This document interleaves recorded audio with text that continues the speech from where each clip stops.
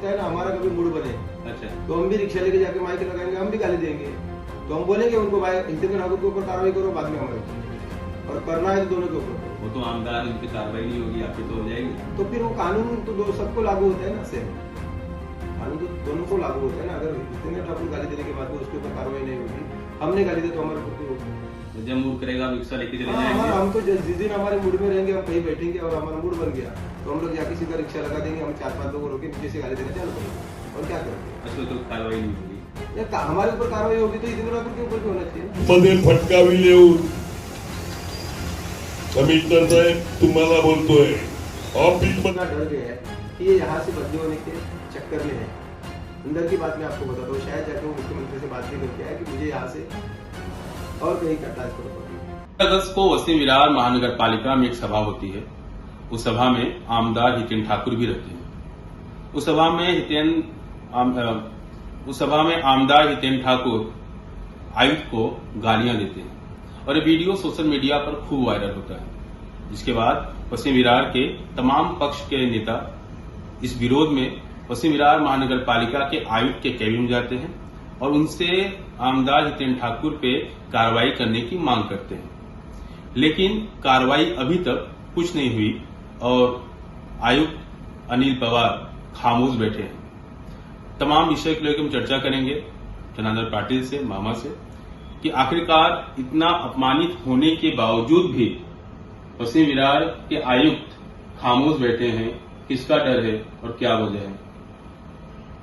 देखिए, हम लोग कल सब पार्टी के प्रमुख कार्यकर्ता कल महानगर पालिका में गए थे। सब पार्टी के लोगों ने उनको रिक्वेस्ट किया कि आपको कार्रवाई करना चाहिए, और मैं खाली देख रहा था। मेरे को तो ऐसा लगा कि कमिश्नर को कार्रवाई करना नहीं, जो उसका मूड था, मैंने कुछ बात नहीं किया, मैं खाली देख रहा था, तो उसका मूड नहीं है कार्रवाई करने। मेरा कहने का मतलब यह है कि जब हमारे उद्धव साहब थे मुख्यमंत्री और उन्होंने कमिश्नर भेजा था डी गंगाधर, और उनका काम पूरा वसीम विरार में लोगों ने देखा है। आज सत्ता है एकनाथ शिंदे की, और एकनाथ शिंदे ने जो इंसान भेजा है वो काम का है क्या? विरार वसई में काम कर रहा है क्या? आईएएस ऑफिसर को अगर कोई गाली देता है, कोई भी हो, नहीं मैं हितेंद्र ठाकुर ने गाली दिया नहीं बोला, कोई भी हो नहीं, और उसके ऊपर उसको गाली देते हैं तो कार्रवाई होना चाहिए। हम लोग जब भी मोर्चा लेके जाते हैं, हम थोड़ा चिल्लाते हैं तो हमारे ऊपर सीधी पुलिस स्टेशन में कार्रवाई होती है। तो हितेंद्र ठाकुर के ऊपर क्यों कार्रवाई? मामा, एक आम इंसान भी अगर रास्ते में चलता हो और उसे कोई गाली गलौज करे तो भी अपने वो क्षमता के हिसाब से प्रहार करता है, विरोध करता है और कार्रवाई करने की मांग करता है। लेकिन एक इतने बड़े पद पे बैठे हुए आयुक्त जो कि आईएएस ऑफिसर हैं, आप शायद वीडियो देखे होंगे, मैं वीडियो आपको दिखा दूंगा अभी, उसमें इतनी भद्दी गाली दी जाती है और आमदार देते हैं, फिर भी कोई कार्रवाई नहीं हो रही है। तो क्या लगता है इसके पीछे क्या दबाव हो सकता है और क्यों आयुक्त साहब कोई कार्रवाई नहीं कर रहे हैं? और आप लोग जाके मांग भी कर रहे हैं, उनका साथ भी दे रहे हैं, समर्थन दे रहे हैं, उसके बाद भी कार्रवाई नहीं हो रही है, तो क्या लगता है आपको, क्या वजह है? देखिए, ये जो कमिश्नर जो दिया है ये तो कुछ काम का है। मैं आपको बताता हूँ, मैं खुद 1-2 बार गया उनको मिलने। हमारे यही के कई लोगों ने 1-1 करोड़ रुपया भर दिया है, उनको सीसी दी है, लीगली तौर पे पैसा ले लिया है, और दबाव में आके वो काम नहीं चालू करने देते। अब ये तो शर्म की बात है। किसका दबाव है? अभी उनको मालूम होना चाहिए सत्ता किसके है। आज कोई सत्ते पे नहीं है, लेकिन ये बहुजन विकास आघाड़ी के अंडर में ही काम कर रही है। उनके खिलाफ कोई एक भी बात नहीं कर रहे। डी गंगाधरन थे, वो तो किसी का नहीं सुनते। आपको मालूम है अविनाश यादव आया था, वो चिल्लम चाली किया था, उसको तो अंदर भी नहीं आने दिया। तो ये क्यों नहीं कर सकते? ये क्यों नहीं कर सकते? वो सीधा वो अपना कानून को लेके चल रहा था, कानूनी तौर पे काम कर रहा था, वो किसी के दबाव में नहीं आ रहा था। हो सकता है इन्होंने कहीं तोड़पानी किया होगा बड़ा, और अभी अटके होंगे तो कुछ खिलाफ जा भी नहीं सकते। अब आरोप लगा रहे हैं कि आयुक्त जो है बहुजन विकास आघाड़ी के दबाव में आके काम करते हैं। वहीं जो मांझी जितने नगर सेवक हैं, इस वार्ड के विकास को लेकर कई मुद्दा उठाया जाता है, तो उनका कहना होता है कि हम सत्ता में है ही नहीं, हम मांझी हैं, हम नगर सेवक इस वक्त नहीं है। तो काम करना होता है तो मांझी है और सत्ता हमारी नहीं है, और गालियां देना होता है तो सत्ता हमारी है और कोई कार्रवाई नहीं। तो क्या लगता है आपको कि ये एक राजनीतिक स्टंट है या कुछ और? नहीं, ये तो राजनीतिक हितेंद्र ठाकुर का स्टंट ही है। जो विकास नहीं हो रहा है वो दिशा को कुछ अलग और लेके जाने में साफ बात करता हूँ। देखो, अभी हमारा मोर्चा हुआ था कामगार के मामले में। कामगार के मामले में जो हमारा सर्वपक्षीय मोर्चा हुआ था, उस टाइम पे ये बात को कामगार को कायम स्वरूपी करना चाहिए, ये बात को हमने उठाया। हमारे सुनील शिंदे साहब ने लक्ष्यवादी में ले लिया, रिकॉर्ड पे ले लिया। तो 3 तो आमदार इनके हैं ना, बहुजन विकास आघाड़ी के 3 आमदार हैं। तो उन्होंने 21 तारीख को ये बात ले लिया। उसके बाद में 30 तारीख तक अधिवेशन चला था। इनके पास और 9-10 दिन थे। इसमें से एक भी आमदार ने कामगार लोगों के लिए बोला नहीं। फिर आंदोलन करने का मतलब क्या था? आंदोलन करने का मतलब क्या था, मुझे आप बोलो। ये सब स्टर्नबाजी है। विकास नहीं है तो लोगों को दिखाने के लिए कुछ ना कुछ तो होना चाहिए। तो बस वो मोर्चा दिया था, स्टर्नबाजी थी। और मैंने उसी टाइम पे बताया था कि ये आंदोलन को कोई बीच में रुकाएगा तो मैं उसको लास्ट तक लेके जाऊंगा। और मैंने मेरा काम किया।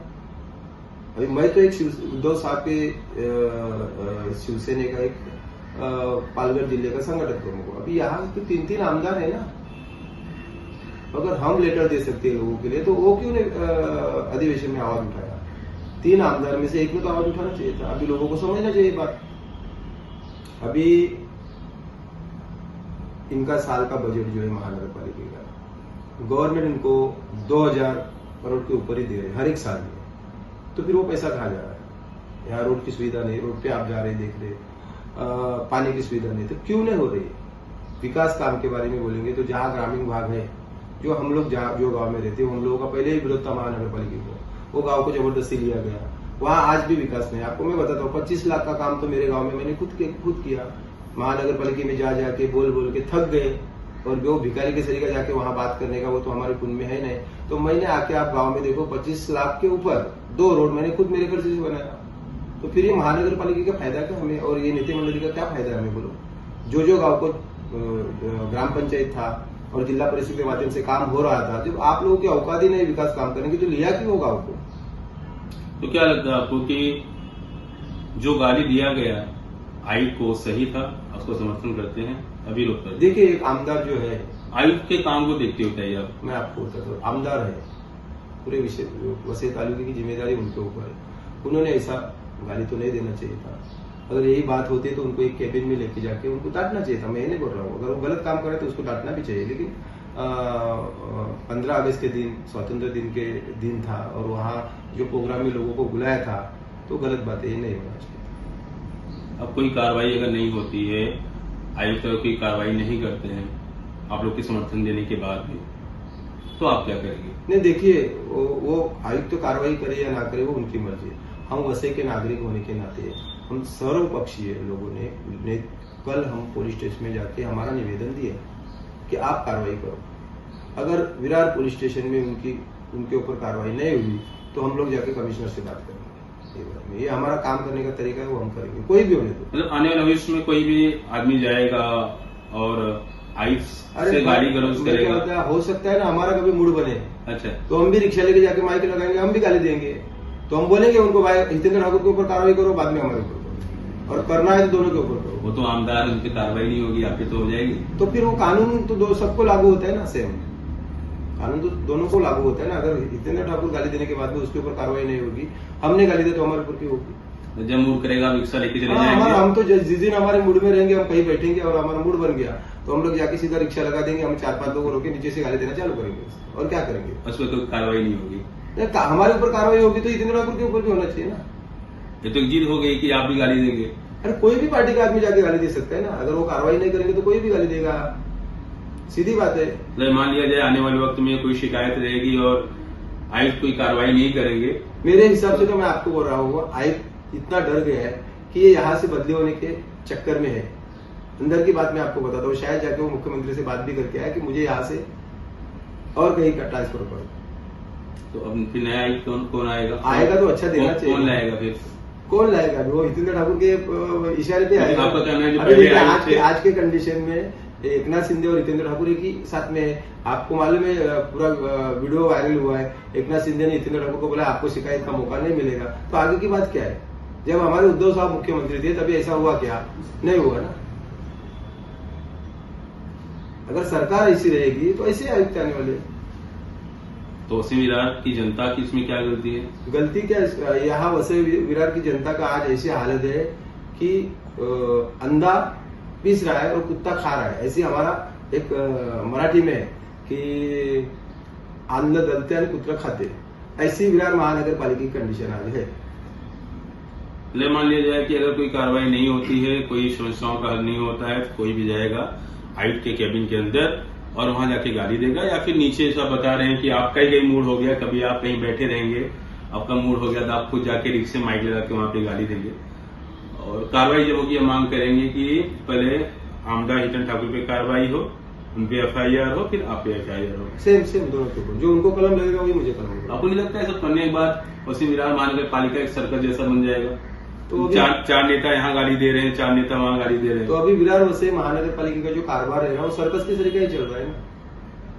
प्रशासक बैठा है उस दिन से आज तक वो सर्कस ही चल रहा है ना। इसमें जनता की क्या गलती है? जनता उसमें पीस रही है ना। तो इसका रास्ता क्या निकलेगा? ऐसे ही अगर कमिश्नर देंगे तो ये होने वाला है। अभी एकनाथ शिंदे कोई रास्ता निकलेगा नहीं इसका? अच्छा कोई IAS ऑफिसर भेजे जो किसी का ना सुने, जो भी कानूनी तौर पे काम होना चाहिए वो करेगा तो ही यहाँ कुछ भला होगा। हालांकि एक मजाक का विषय है कि जैसे मामा ने भी कहा कि आने वाले वक्त में तमाम शिकायतें लेके जो लोग जाएंगे, उन पे अगर कार्रवाई नहीं होती है, विषय पे कार्रवाई नहीं होती है, तो ये भी जाएंगे और रिक्शा खड़ा करके आयुक्त को गाली देंगे। हो सकता है मजाक न हो, ऐसा कर भी दें।